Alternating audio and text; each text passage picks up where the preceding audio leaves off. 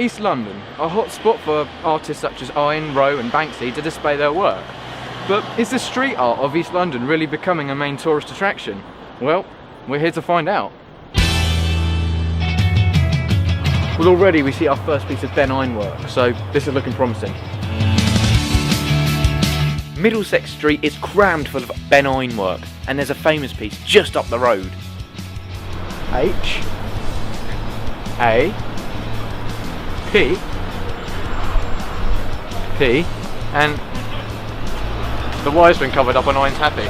We move on to Fashion Street and see our first piece of Banksy, but there doesn't seem to be a large crowd looking at it. However, as I walk down the street, I see more artwork, and I begin to wonder why those taking pictures are so far away from famous attractions. Do you think that has actually probably brought you away from the main city to maybe look at this instead of... Yeah, actually I always get more bored in the main city. I'm not like this typical tourist looking at sights. For me, like, this artwork is more interesting. On Henbury Street, we've got street art on the ground and in the air.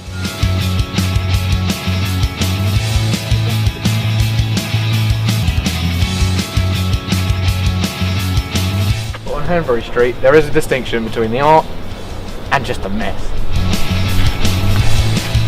I wanted to see if I could find more tourists on Hanbury Street where I knew there was a famous piece. One of the most biggest and famous pieces of East London, Rose Crane. Rose renowned for their black and white animals, and it seems to have drawn in a large tourist group, the first we've seen today.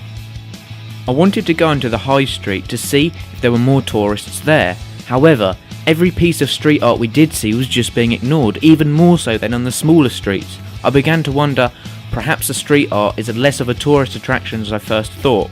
This confused me and I wanted to speak to someone who knew what they were talking about. What day is it today? It's Wednesday. You were there at what, 12 o'clock? 11 o'clock?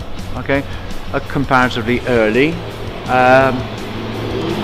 On a weekend, that will be photographed hundreds of times every hour. Okay, you'll see large, over the weekends in particular, a constant succession of people going through in groups, either escorted or unescorted, but they find it. That's an iconic piece of street art. Okay, a beautiful piece of street art. Now we're here on Rivington Street and there's already street art. It's Ben Ayn's Scary on Rivington Street, and if we look over here, that's Banksy's His Master's Voice. Again though, we're the only ones looking at it. I did realise it was perhaps possible we were here on the wrong day. As I moved on to Club Row, I suspected I'd see Rose Squirrel. It's been painted over. If you can see up there, you still see the tail. Perhaps this is why there's not many tourists. It's unpredictable. They don't know whether the artwork will still be there. Isn't that destroying someone else's work, you know? It's one of the unique aspects of street art. You can interact with the existing art. You can enhance it, you can destroy it, you can change it. Okay. As we walked down Shoreditch High Street, I began to see an increasing amount of street art. Even more Row. The disused buildings in Sclater Street are plastered in street art. I realised, although there weren't heaps of tourists looking at the art, it said something about the local community. So I wanted to see what the locals thought.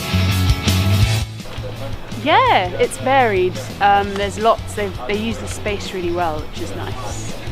It is quite nice to bring people to East London, and street art's quite a good way to do it, because I mean we sort of tried to bring it over with the Olympics, having them in Stratford, but to be honest it is quite nice to have our own proper cultural art around here. Now, I've reached the end of my day in East London, and I found out that although there's not hordes of tourists around the street art, it does play an important part in the local community, and the locals do respect it. It'll never be a big tourist attraction, perhaps like London Eye or Big Ben, but at least it's respected, and people do like to come see it. I'm off home.